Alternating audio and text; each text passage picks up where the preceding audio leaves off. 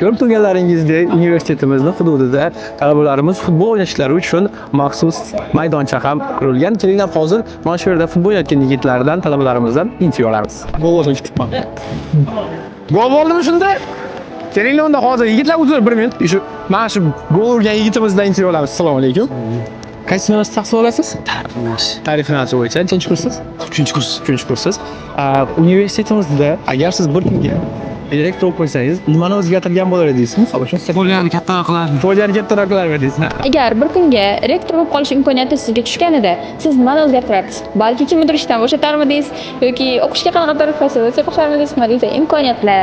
Testlarni olib tashlardim. Testdan olib tashirganlar. Chet elga safarini yoki misol uchun travelingda ko'proq qilgan bo'larini o'ylayman. Talabalar uchun, ustozlar uchun. Tillarga bitta ingliz tili emas, yana boshqa til qo'shib bergan bo'lardim. Bilmaydi. Xitoy tilimi, yana arabskiy. Shu o'zi universitetimiz yaxshi. O'zgartirish. Hammasi joyida. Idealni qo'shadigan Biladi, lekin ikkinchi kursga jismoniy tarbiyani qo'shgan bo'lardik. Oldin darslari vaqtini vaqtliroq qo'ygan bo'lardim, ikkinchi smenani. Va shu kech bo'lib ketadi-da. o'qishdan chiqib uyga borgan. Uyga borguncha kech boradi.